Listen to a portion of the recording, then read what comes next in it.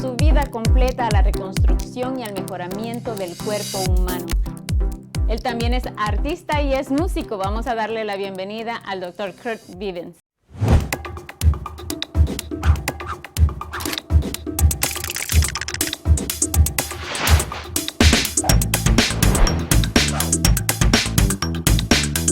Bueno, señores y señoras, ya está acá el invitado especial de este día de Variedades con Sandra.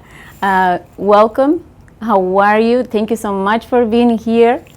Thank you for asking me, for having me here. I appreciate it. Tenemos acá un cirujano con una experiencia increíble, el verdadero cirujano de los artistas en Hollywood. Y no solo en Hollywood, y vamos a hablar con él para que nos hable un poquito de quién es, del porcentaje de hispanoamericanos que están teniendo cirugías acá en los Estados Unidos con él. Él es el Dr. Joseph Kurt Bivens. Good. Did I say it right? Perfect. Perfect, okay. I would love for you to talk to me a little bit about yourself, to start. I am originally from Florida, a small town in Florida called Bradenton, Florida. If anybody knows Florida very well, they know that that part of Florida has the best beaches in America. All right. Of the top 10 beaches, we have got at least 3. Anna Maria Island, Siesta Key, and Lido Beach were some of the best beaches, but I grew up in Bradenton, Florida. I went to the University of Florida, which is the Gators, the Florida Gators. So if anybody follows a lot of sporting events, they know that the SEC, which is the conference that we're from, they're wonderful. Medical school at University of Florida, and then from there I did general surgery in New York. Okay. At New York Medical College, did 5 years of general surgery, where I did everything: cardiac surgery, gastrointestinal, neurosurgery, everything. And eventually I realized, because I was the artist, that the things that were of most interesting were those things that were creative. And that's what led me to go into plastic surgery. Because in plastics, you're able to recreate.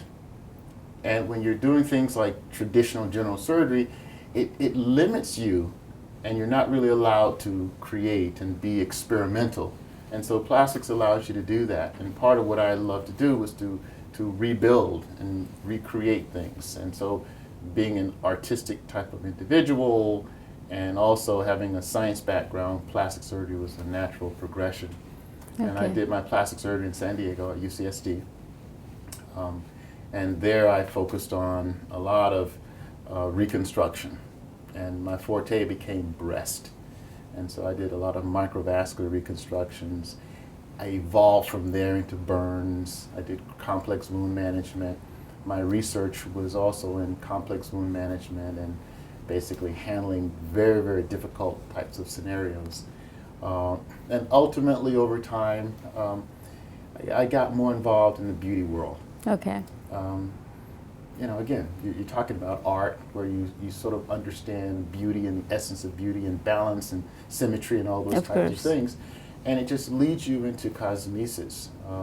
You take an individual and they'll say, "Doc, what do you need?" Or, "What do I need?" And I used to study different ethnic groups. And beauty is so interesting in that every ethnic group has a totally different perspective of beauty. But there's one similarity, and it's symmetry. Okay. It's always symmetrical, whether it's, some people focus on a different kind of nose. I have a huge population of Asian patients, and it's very interesting because their perception of beauty is very different than African Americans or Hispanics. What is the difference between them and Hispanics?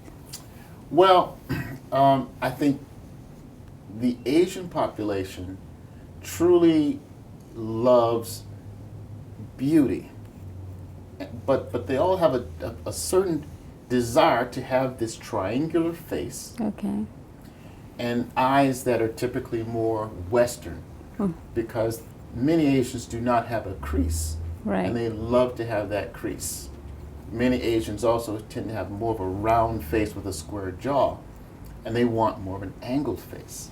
So it's very interesting, but they also have a great desire to have body contours that are very different.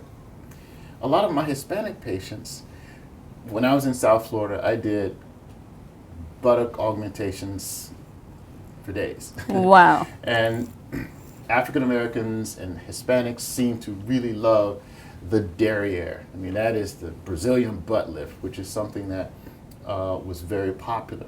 How do you do that surgery? The Brazilian butt lift it's essentially sculpting the body, okay?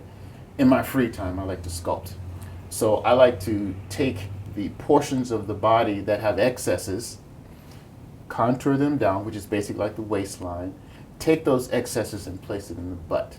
It's understanding that the excesses that we now find in a lot of our patients, which is too much fat in the middle area, from the breast down to the pubic area, sometimes it's just too much fat there.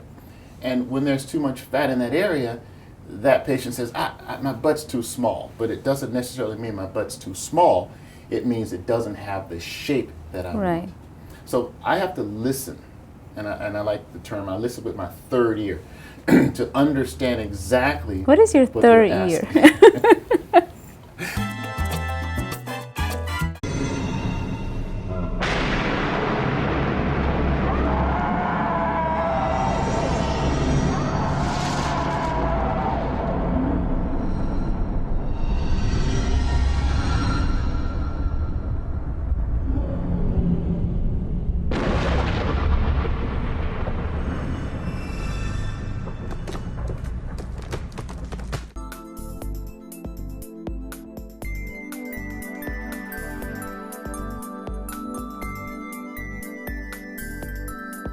What is your third ear? Well, the third ear is trying to become more psychologically focused. Okay. When someone sits into my office, my first question is, why are you here?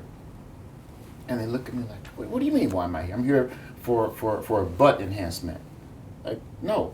Why have you chosen to allow me to take fat from one place to put it in another place? That's not why you're here. Many times they're there because they're very dissatisfied with the way the neighbors have commented about something fits. Okay.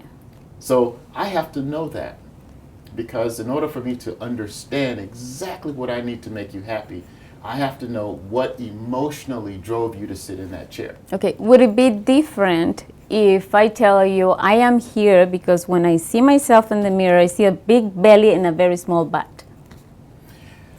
Again, the third ear. I've got to understand exactly what that represents. Big belly, small butt. Again, you go out of proportion. Mm-hmm. Okay? Because sometimes when somebody turns around and their butt is not little, but it's out of proportion. So I have to understand what it is that is bothering you. It sounds like to me it means proportionality, which means I've got to make your belly smaller. I've got to contour the waistline, and then it allows me to enhance the butt. Because when clothes are designed, there's always a ratio, okay? The waist-hip ratio is how clothes are designed. So if you don't find the right ratio, then your perception is, oh, my butt is too small. That may not be the case. Your butt might be fine, but your belly's too large. Right. Will it be a case that you at that moment decide, okay, you don't need a big butt, you just need to take fat out of your middle? Well, again, I do make those suggestions sometimes. And I try really hard to I don't say to someone, you don't need this. Because that's saying that you were wrong in your perception. Okay. But I try to guide them into understanding that when I look at your body and I measure your hips, it looks beautiful.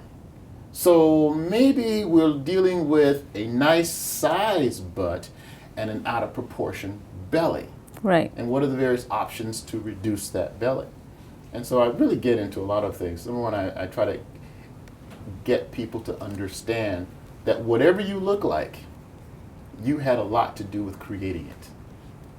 I can do whatever I do to help balance things, but then I have to turn your body back over to you. And then guess what? You have to alter the behavior to maintain what we've created. Right. So this is a partnership. And that's one of the most important things for me to get my patients to understand. It's a partnership. Exactly. Doctor, when we decide that we're going to do a change in our bodies, we have to look for a surgeon. Yes. How long of an experience that professional has to have for us to say, yes, I want him to do it? I think the most important thing is to create a relationship with the surgeon. Okay? The surgeon should be able to understand what your desires are. The surgeon should then be well trained. To me, you got to have board certification, because there are a lot of people out there who are not board certified in plastic surgery, Okay. which are performing procedures. It doesn't mean that they cannot perform procedures well, but it's not about how well you perform it. It's about, can you manage everything possible that can happen. Okay? The board certified plastic surgeon is trained both in cosmetic plastic surgery, in reconstructive plastic surgery, in managing all kinds of medical complications. And then not only they get trained, but then we have extensive testing. Okay? The first testing is didactic. You take a written test. You got to pass. Right. You know, not just barely make it, but you got to pass it 80, 90 percentile. And then after that, for the next 2 years, every single operation that you do is evaluated and then critiqued by a panel of doctors to determine whether or not you have some sense and understanding as to what you're doing. And the only people that do that are board certified plastic surgeons. That's what gets you that title. That is a very exclusive club. Now, can you still do a breast aug and liposuction and all these things without that? Of course you can. But heaven forbid something happens. We're not just in the business, we're in the, it's an art form to be able to manage. Exactly. Well, we're going to have to go to a cut, but when we come back, I would love for you to tell me what is the percentage of men now compared to a few years ago that are doing different kind of surgeries. Quédense con nosotros.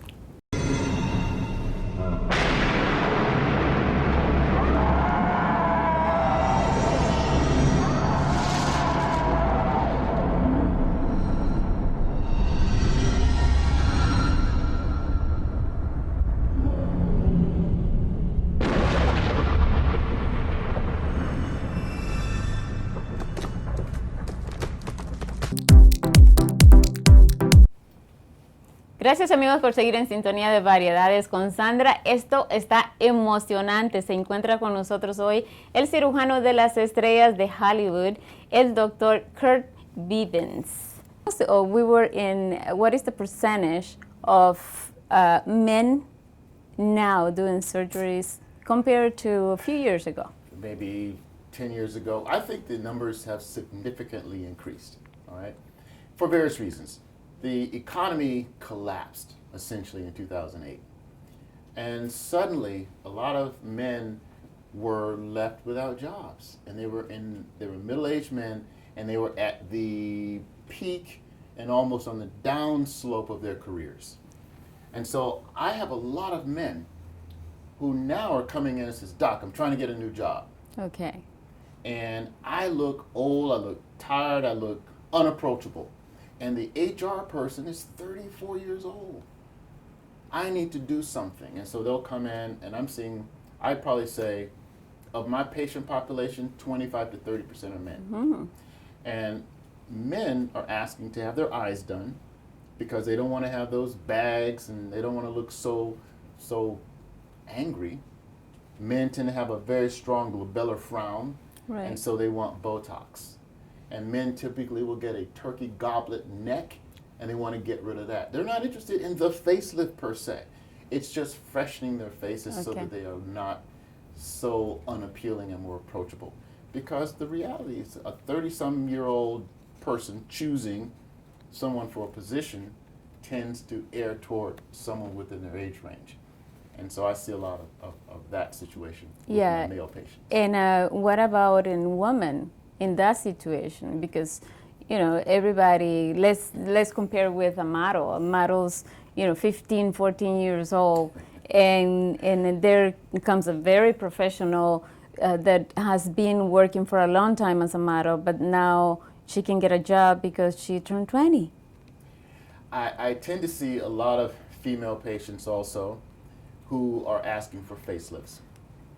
But I also have to discourage some of them, because if you take a woman who's, let's say, 55, and she's competing with someone who's in their 30s, and you try to make them look too young facially, it just doesn't work. Okay. So Looks worse I have then. to soften their faces and make them look less old and more youthful, but at the same time be age appropriate. I see a lot of that.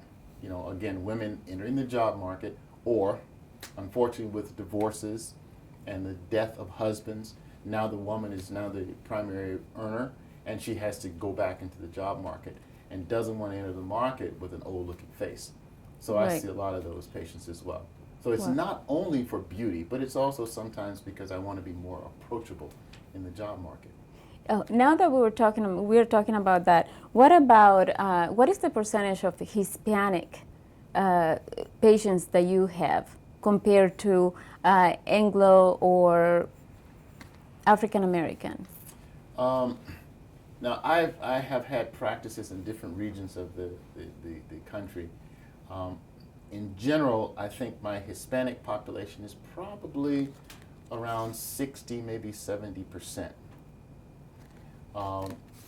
My Caucasian population is probably 30%, and Asian and African American make up the rest of it. And it just happens to be, the population, the area in which I tend to target. What about here in LA? My Hispanic population, again, I'm going to say probably about 50%. The Asian, Hispanic, African American will make up the other 50%. The vast majority of that, 25% being Asian, and the other 25% African American and Caucasian. Even with the economy, the Spanish population, let's say it like that, is doing more surgeries than any other race? Well, what's happening is that there are finance opportunities which have allowed people to have procedures because now they can pay for it over an extended period of time. It's no longer you've got to have a lump sum of cash to put down and pay. And by having these finance opportunities, it has opened up the market to many, many, many more people. Wow, that's fantastic. There's a few questions that sometimes people are not, they can ask for any other reason. I want to ask you this one. Is it rude to ask a surgeon, for example, if I go and I want to find out a little bit more about you, has anyone died when No, I don't think on it's your rude table? at all. I don't think Can it's rude we at all. ask that? I think it's perfectly okay to ask that. And as a matter of fact, I've not had anyone die on my operating room table. Okay, that is very Okay, uncommon. it's clear. That is very uncommon, and unfortunately, what happens is, the media sensationalizes a lot of things. There's so many things that happen. Part of the reason you want to make sure your physician is a board-certified physician is because what do you do in training? You learn proper assessment of the patient's medical condition. I don't just walk and say, oh yeah, you need breast augmentation. No. Do you have any medical problems? I look at your lab data. I look at an EKG if necessary. All right. I do all the appropriate assessments because, number one, I'm a doctor first. That medical doctor, that was many years to get that, which gave me the opportunity to understand you biochemically, physiologically, and emotionally. That's the first step. Are you going to be healthy? If you're healthy, now you can have surgery. So you've got to make sure. There are a lot of guys out there who are more interested in earning the dollar than making sure that you're healthy enough to earn the dollar. Okay. So that's very important. And how do we know that the person that is in front of us is more interested in making the money than making us look beautiful and make sure that we are okay to be able to have that surgery? Well, I think we are all very savvy. We're very smart. We all know how to, peruse the internet. And a lot of it is, if the doctor's not asking you about you, do you take medicines? Do you have any allergies? Have you had any previous operations? Do you have any family history of certain medical diseases? If they're not getting a basic history of you, instead of what you want done, you need to say, well, okay, I think I need to Find move somebody on. else. Okay. Okay? The focus can't be just on the procedure. It has to be on the totality of what's going on, and you're the patient. So we have to use common sense and judgment, and that's very important. Okay. You're saying you can go home in 24 hours, in 12 hours, or right after the surgery. Is that true, or? ¿Cómo están los reyes de esta casa?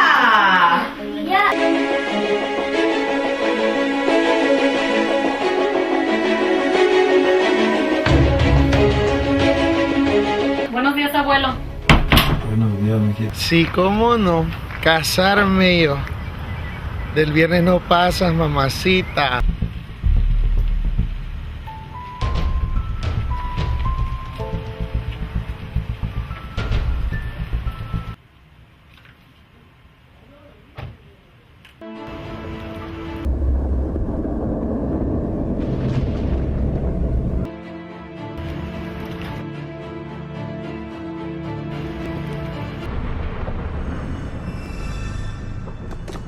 Ya quiero irme. Lo meto yo solo, estoy haciendo mi trabajo. Solo déjame despedirme de mis hijos y de mi esposa. ¡No! Una vaquita de tu pinche madre, la abuela acá muriéndose y tú como si nada. Perdóname. Por favor. Tú ya estás mal. Yo no estoy muerto.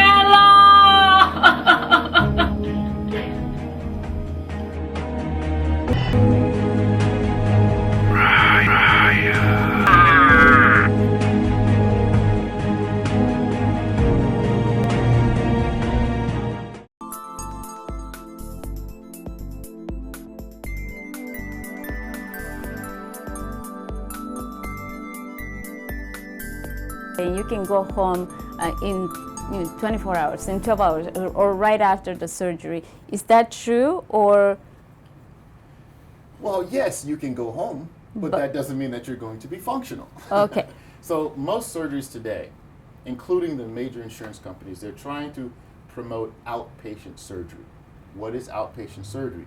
You have the operation in a very well accredited facility. You then finish, you wake up, you go home to recover. So yes, you can go home in 24 hours, but the misconception is that, oh, after I operate on you, you can be back up and running and exercising within 3 days.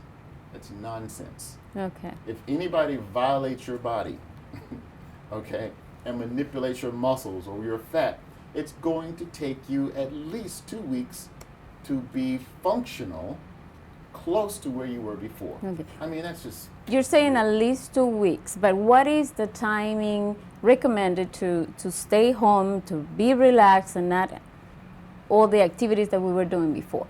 Well, okay, it depends on the procedure that is being done. For instance, let's say a facelift, for instance. I tell the patient it's going to be 2 weeks of bruising, maybe swelling, the sutures have to come out before you're going to feel comfortable being exposed to the public. Okay. At least 2 weeks. Can you do things? Yes, of course, but you don't necessarily want to go. Many times the tissues underneath are tightened, so you don't want to turn your head sharply for at least 6 weeks because the underlying structures can be altered. So, but 2 weeks before you can go out into the public's eye. If you have a tummy tuck, for instance, you don't want to do anything for at least 6 weeks when it comes to manipulating your torso, lifting heavy objects, because your muscles have been manipulated and altered, and it needs at least 6 to 8 weeks of healing so that you don't disrupt anything. Breast augmentations, you can probably move about and do things within 3 to 5 days, But again, I don't want any lifting of heavy objects for at least 4 weeks. Okay. Okay, so every procedure comes with a specific post-surgical requirement. That's for a breast implant. An implant. That's correct. What about for a breast lift? A breast lift many times does not include an implant. Okay, for the ones that include implants, the same recovery phase is equivalent to what you would do with the breast implant. For a breast lift without an implant, many times it's just mostly skin manipulation, so therefore you don't have as many restrictions because muscles are not involved. Dr. Hurt, what is a mommy makeover? The mommy makeover is trying to recreate the body of the mother before she had children. Okay. So it's coined a mommy makeover, which incorporates breast rejuvenation, whether it's a breast lift, a breast augmentation, or breast reduction sometimes.